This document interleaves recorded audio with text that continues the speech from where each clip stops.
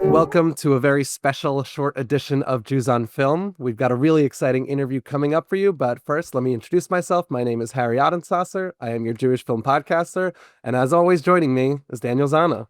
Hey everyone, my name is Daniel Zana. I'm a documentary filmmaker, video editor, and we are very excited to welcome another Daniel to the podcast today. He is an acclaimed filmmaker, a director of the brand new film Bad Shabbos, and Harry's former boss. It's Daniel Robbins. What up, guys? Great to see you again. And oh yeah, Yeah. that's right. And also friend of the pod, first return visitor. Welcome back. Welcome. Pretty cool. It is our honor to have you back. Here on the podcast. Very exciting to have you close out the Seattle Jewish Film Festival this year, celebrating its 30th anniversary this year. So Bad Shabbos is going to be playing at the Stroud Jewish Community Center, and we figured we'd pick up the phone and give you a call and chat a little bit with you about the film, tell folks what it's about, and Yeah. hopefully everyone And will come and see it. And for our new listeners who may not be as kind of well kept up with the history of the podcast, Daniel, of course, you were on for our Moneyball episode, way Yeah. back when, and that was a great discussion. But a movie that I think we had to really dig out some of the Jewishness from, and I loved what we came up with, but it wasn't the easiest. And thank you for putting Bad Shabbos into the world because this one, is almost too good. We're hopefully going to keep this, pretty brief. Only speak with you for a couple of minutes, but I know I'm not going to be able to call out all the Jewish references I picked up in your movie that I'm going to wish I had said to use. And I think you're right. It should be easier in Bad Shabbos to find the Jewish imagery in there. I would Should guess be so. should be pretty good. IMDb describes the film as an interfaith engaged couple plans a Shabbat dinner for their parents' first meeting. An unexpected death interrupts their plans. Sounds like a Bad Shabbos. That should be on the poster. I just wanted to kind of get, just to set the table a little bit. Where did the idea come up for this film? Like, where did you come up with this story or the idea for Bad Shabbos? The idea. So I've said the title so many times, and if my dad's in the other room, he'll say, "Just remember, even a bad Shabbos is a good Shabbos." And he really wanted that to be the tagline. That should be on Down the in the poster. end. That's a good yeah. one. I like that. The idea came from Zach Wiener, the co-writer, and Anna Mitchell, the producer. They were just talking, and Zach has these Shabbat dinners on the Upper West Side with a bunch of guests that his mom has over, and sometimes she'll pull a prank on someone. And then the producer heard about this and said, what would happen if one of the pranks ended up with someone dying? And they called me, and I said, that could be a funny movie. We had another script that was kind of abandoned that was, there's this party with this dead body, and it culminates with the body going off a balcony. But it didn't really click because the party didn't matter. But I was like, wait, this is kind of perfect. It's a Shabbat dinner. That matters so much. And then we can have the same structure. And then we came up with all the ideas about what if it's like Jewish boy, not Jewish girl? Oh, what if it's like her in-laws are coming over? And then sometimes we outline an idea and it dies. But this one, it all just like clicked in a really, magical way, which is nice. Because you can't force it too much. Sure. I love that. Yeah, That is no a question. great origin story. Yeah, I was just listening to a podcast actually with one of the producers from White Lotus, and it was cool hearing what you were just saying because it was a similar story of, pulling together kind of different ideas developed in different ways. And then I think what you just said, that it kind of has to flow naturally. I mean, like this movie certainly does. You didn't overstay your welcome. You keep it to a lean, I believe it's around an hour and a half long. And I, completely flew by just in the way that, the night kind of successively builds. Like everything feels inevitable, but also really surprising and exciting. That's great. And the runtime is like an hour 24 with credits. And the Wow. script was 116 pages, which normally means it's supposed to be a minute per page. So that should have been a 2-hour Right. movie. But people were like, you got to get it under 110. I was like, guys, like when you hear how fast modern Orthodox Jews talk, like this will not be over 90 minutes. And Love it. they were like, I don't know. And I was like, just please just leave it. And then eventually, they stuck with it. Love it. I love that because that's actually a great transition to the second question that we wanted to ask you, because I wanted to know, when you're making a movie as explicitly Jewish as this one is, how much are you thinking about the different audiences and how they might receive it? How conscious are you of wanting to explain certain ideas to audiences that might not be as familiar with modern Orthodox Jews, but also, keep it kind of natural and within the world? And, what are you thinking when you're making this story? Yeah, it's kind of the goal is to be like a My Big Fat Greek Wedding, where even though it's specific to Greek culture, it works for everyone. So the mindset was to make sure every detail is right. So if my modern Orthodox friends watch it, they won't like yell at me or say like, "Oh, you screwed this up," and have to hear that for the next 3 years. And then it should just be accessible to everyone. So when we were testing the movie, we made sure to test it with a non-Jewish crowd to make sure like it was clicking and they understood everything. And we even ended up cutting one prayer because it was like one too many. But it's at a place right now where if you're the non-Jews and the Christians and Muslims, like they laugh just as much as the Jewish audience. There might be like 4 B- jokes that you only get if you're Jewish, but all the big stuff is for everyone. I think it was a really nice way to like weave in a lot of like learnings too. Like you have these concepts that are like familiar, but then you like, I came away like learning a lot of interesting things that I was like, oh yeah, I forgot about that thing, or I forgot about that tradition or things like that. So, respect on putting that stuff in there. Daniel, like it reminds me of the sequence when they're trying to figure out how to remove the dead body, and David Paymer's character is very concerned with carrying on Shabbos, which, Right. such a deep cut. He references a Gemara that I'll admit to being familiar with and honestly excited it made its Oh, way in because I learned that in yeshiva way back when. But he pretty talks cool. about, throwing a loaf of bread or a baby on top so that you can carry the body, for that bread for the baby. And I get that that works as just absolutely ridiculous and silly. Like that might have been the most I laughed when he kind of like secretly slips the challah into the the rug that they've rolled over the body. But yeah, like I get it. You could do the silliness, but also kind of send out those winks. And I like to think I picked up on all those, and I loved it. That's great. And that we got to give credit to Joey Heller. He's a friend who I ran into in shul, and I told him about the movie. He said, "Sounds funny. Send me the script." I was like, "You sure?" He's like, "Yeah, I'll read it." So he read it, and then he said, "This is really funny. It's great. There's actually this rule if you have a dead body on Shabbos." And I said, "Really?" And then So he's like, good. "Yeah." So then I looked it up. It was true. And it showed me the page in Art Scroll. So I mean, that shows with the comedy, you just have to be open to everything. So I ended up writing in that monologue, the joke of him putting it on the body. And then we got a big laugh in the theater when, the body's on the sidewalk. And instead of showing the body, we just show the challah with like red, blue lights. And it's very like Ernst Lubitsch was very much about jokes where you do 2 + 2 instead of 4. And like just seeing the challah with red, blue lights instead of cop cars with the body. Like, and the people piece it together. It just gets, a nice late laugh, which are tough. I appreciate that. Harry, I'm a little concerned about like your yeshiva years, like why you knew all that stuff. I don't want to ask any more questions. We are on a recorded podcast. So I'm going to move on to the next question, if that's okay, at a risk of incriminating you. Daniel, I wanted to think about, or ask you about like some of these considerations you had in mind when you're like coming up with all these different like interesting characters. Like I think, the cast is fantastic and the sort of archetypal Jewish roles you had around the table. What were some considerations you had in terms of like sketching those out in terms of how they would be received by Jewish and non-Jewish audiences? What a question I guess we would like to call making sure that things are like good for the Jews or not. Like, how do you think about that with regards to, ultimately where you landed with a lot of these characters? Yeah, you're right. And the main goal is to make something good for the Jews. And when you hear the premise of the movie, you're like, this sounds pretty bad. But I mean, my theory on how people interact with art isn't that they change their minds by whether a character acts in a perfect moral way. But I think if you see people who feel human and remind you of your own family and you hang out with them for 90 minutes, even if they're crazy hijinks and you love the characters by the end of it, that you're just going to feel warmer towards them and their cultures, which was a guess, but so far it's worked out where people who are watching it despite how zany and crazy things get. They just like walk out like, oh my God, Shabbos is real. Like, I want to turn my phone off. Like, is like this character, like the dad was like so funny, like the brother's hilarious. So I think it's had the right effect. And we've pulled the characters mainly from just, what we thought would be funny. Like, you want the mom to not totally accept the daughter, so you make her a little more intense. The dad, partially inspired from Zach's dad, who like knows everything about therapy, mixed with my dad, who's just very jolly. We can really just put them two into one person.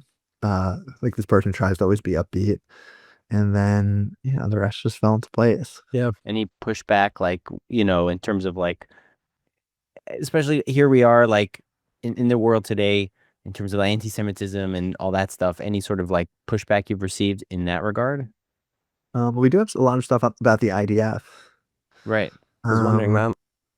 But, I think the goal of a movie is just to have an authentic depiction of an Upper West Side family and Right. ignore the IDF when I know so many people who are engaged with it would just be like censoring Sure. and, For sure. getting away from authenticity, which isn't the goal.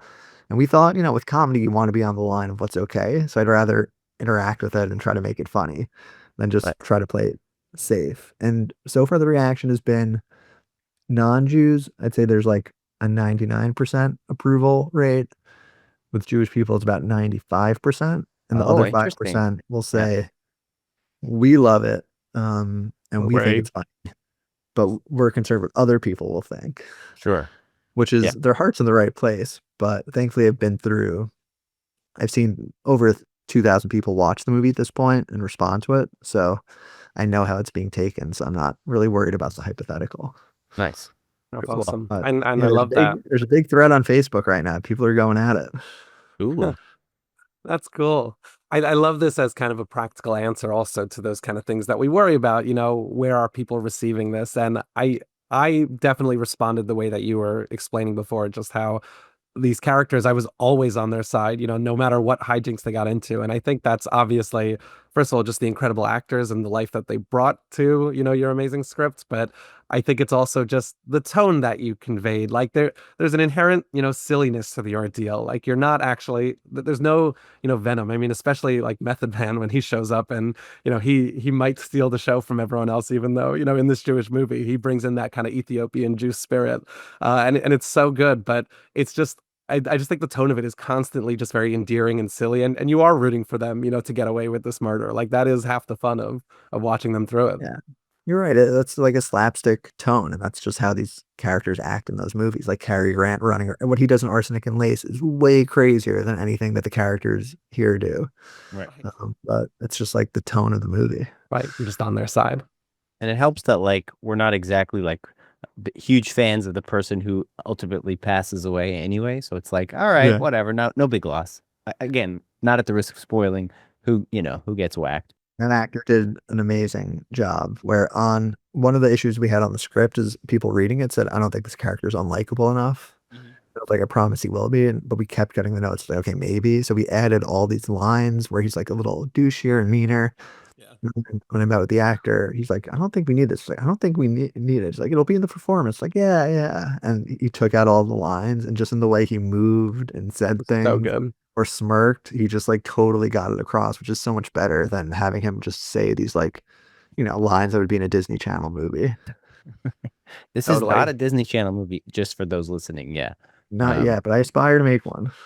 Okay. Here's I to like hoping that. that we get you back on the pod for the next, Disney Channel movie. While we've been talking about some of the performances and the actors, I wanted to ask you actually what it was like, being on set with them. I actually have seen a couple of your past films, and this certainly had, more recognizable faces, I would say, and more actors who are established or recognized in their own right. And I wanted to know what it was like both working with them, but especially, while we're talking about the Jewishness, you know, asking them to deliver lines that, I don't know how many of them were so familiar with the actual prayers and the pronunciations. I mean, they all pronounced everything like perfectly, but No. what was it like working with them and trying to infuse that Jewishness into their performance? Were the actors interested in learning more about it? Were they, kind of confused by some of the concepts? Like, what was that actually like?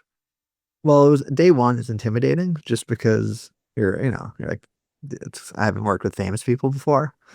But then you realize that, they're here because of the script and they're all here because they want to make something great. So you're all just on the same side. It's not like, like a competition.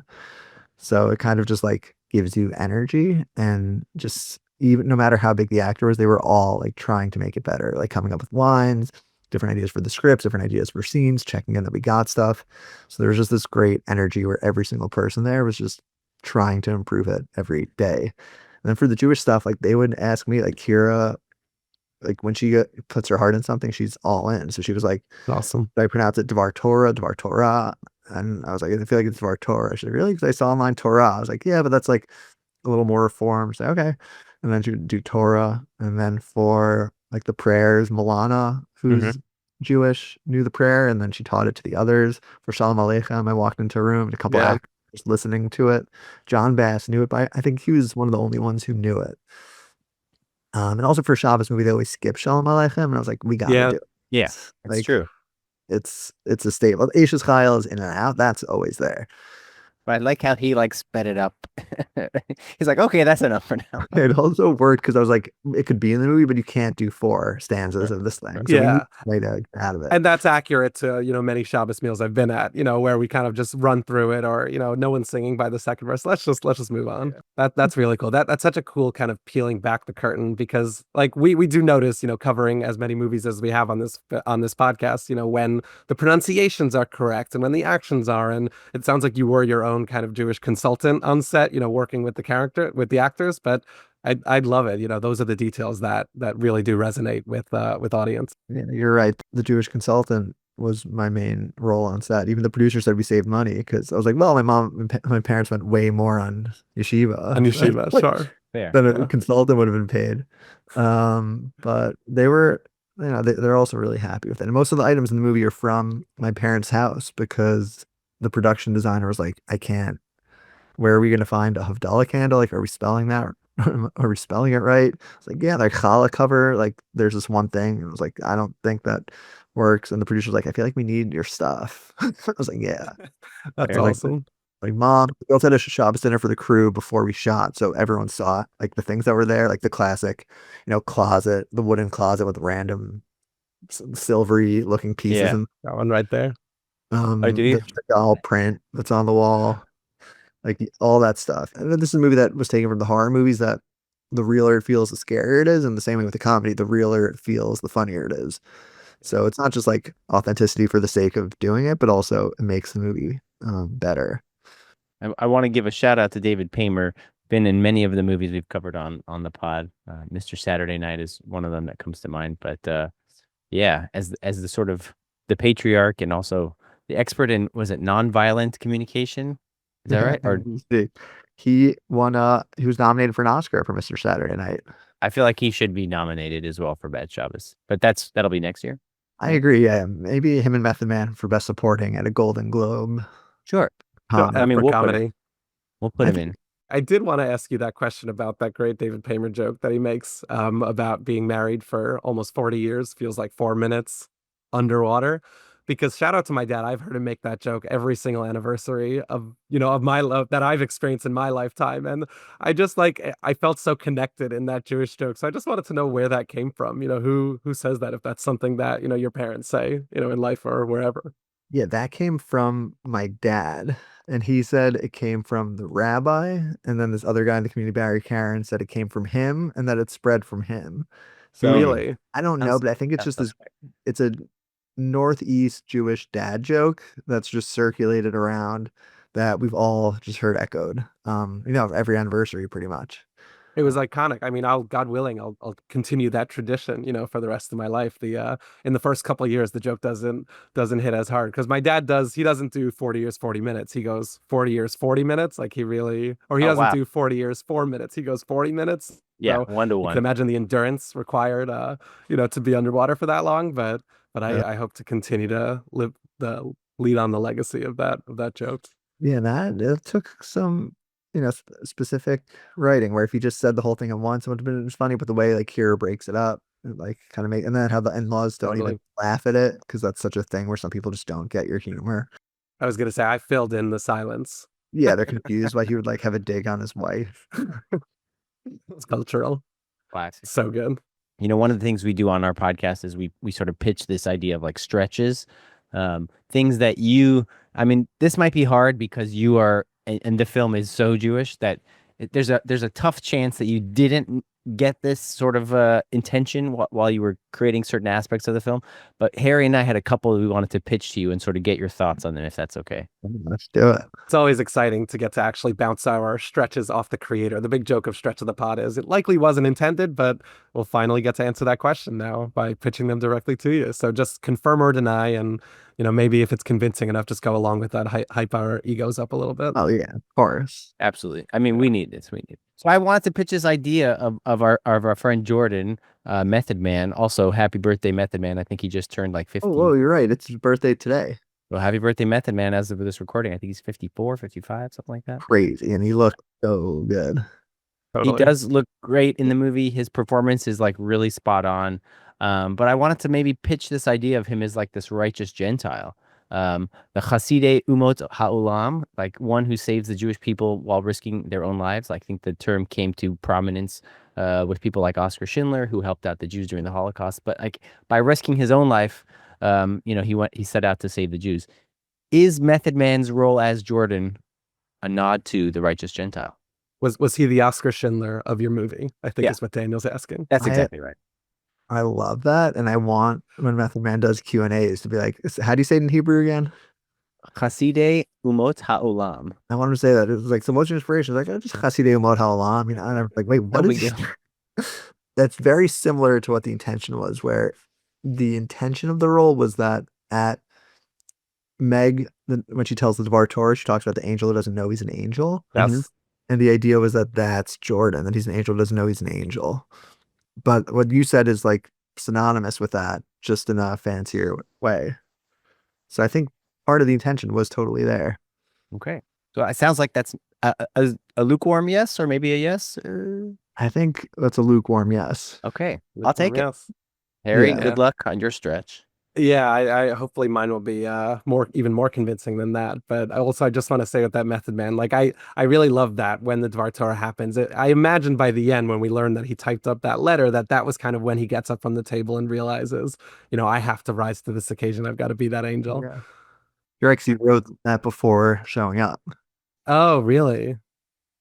Wow. Well, that's a cool other layer to the movie, so that's great. So let me pitch my stretch. Very kind of subtle moment. It's really just my focus on a number, but a big part motivator for the plot and the speed of it is the incoming next doorman who's going to replace Method Man's character, and they gotta fix things up before he shows up because he's going to be a little bit tougher. He's not going to cover up the murder with the rest of the family. And you kind of point out there's a great shot of him on his motorcycle driving in, and it says he's 19 minutes away. But then there's a moment where Kira Sedgwick's character goes to David Paymer and says, we've got 18 minutes to make this happen. Like, let's do it. And immediately, like, that's the plot of the movie. It's getting all this out within 18 minutes. And I was just thinking of matzah, and I was thinking of the rule of matzah is it can't rise for more than 18 minutes or it becomes, considered bread. And, it's one of those 18 minutes is one of those confined times within, Jewish practice of, getting that matzah out there. So was it a nod to there? Were they trying to make this, kosher for Pesach, so to speak? That's so funny. I forgot about the matzah. Yeah.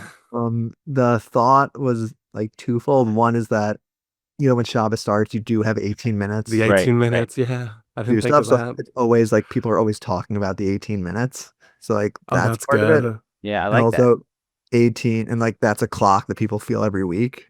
And especially leading into Shabbos, which is what we're doing. And then also that 18 is like chai. Mm-hmm. Totally. So there's an element of like that number just pops up because of chai. But I forgot that the matzah is also an 18-minute rule. That's really a significant, timer. Yeah. It's almost like a Jewish kitchen. There should be like a regular timer, just like an automatic 18er. Yeah. So just for context, can you explain, Daniel, the 18-minute rule for Shabbat for those not familiar? So the rule is that the time they actually give you for sundown when they say Shabbat starts is actually 18 minutes before sundown. So that way, when the time hits, if you need an extra 18 minutes, you can technically take it. If, for example, like you're stuck in traffic, you can take extra time, or you forgot to put something in the oven, you can do it right after. So you do have an 18-minute leeway from the start time before it's like, no going back. And those 18 minutes are defined by, like, ideally you're supposed to be ready to make Shabbos before the 18 minutes start. Practically, 9 times out of 10, you're jumping into the shower, finishing up your cooking, getting things ready. I know we asked you in this section to kind of confirm or deny our stretches.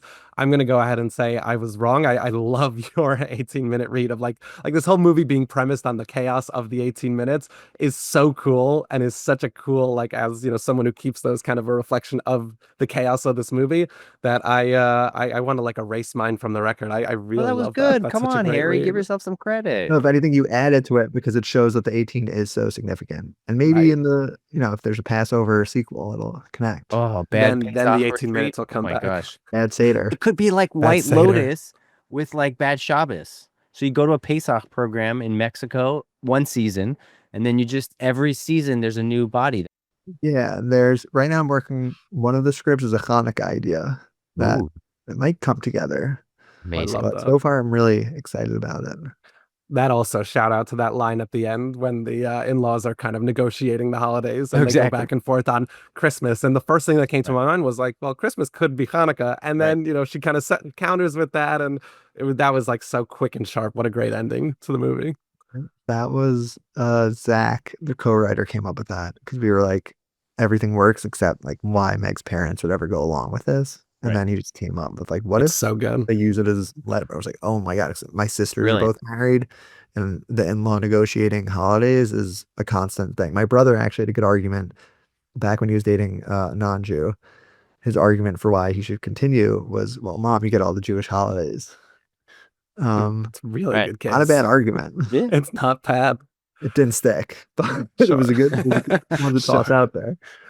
If it's not already clear, Harry and I love the movie, and we really would encourage everyone to check it out. So right now it's playing at the Seattle Jewish Film Festival. Like I said, they're celebrating their 30th anniversary. So April 5th at 7:30 at the Strom Jewish Community Center. You could check out the info in our show notes. It's seattlejff.org. And I understand, Daniel, you're doing like a special Q&A with like a filmmaker meetup afterwards. Yeah, I'll be there. Q&A, hang out. If you have questions, complaints, I'll take it all. It'd be a great opportunity for folks in Seattle. Are you planning to do other festivals in the future? Oh yeah, I think the movie's, well, it's out in theaters in Florida right now, and I think Connecticut is coming and Arizona is coming. And then it'll be nationwide in like mid to late April. So if you just Google Bad Shabbos showtimes or Menemsha Films Bad Shabbos, you'll see it'll probably be near you in the next month or two. Thank you, Daniel Robbins, for joining us on the podcast today to discuss your film Bad Shabbos. We're really excited for folks to check it out here in Seattle. Thank you guys. Yeah. Harry, anything from you? No, thank you so much. I really would encourage everyone to go out and see this movie. It's legitimately hilarious and super Jewish if we haven't already made that clear through this discussion. So definitely check it out. Thank you All guys. right. It was so fun. Yeah, our pleasure. Jews on Film is hosted and produced by Daniel Zana and Harry Ottensasser. Daniel and Harry edited this episode. Follow us on Instagram at Jews on Film and subscribe to our podcast to get new episodes. Thanks for listening.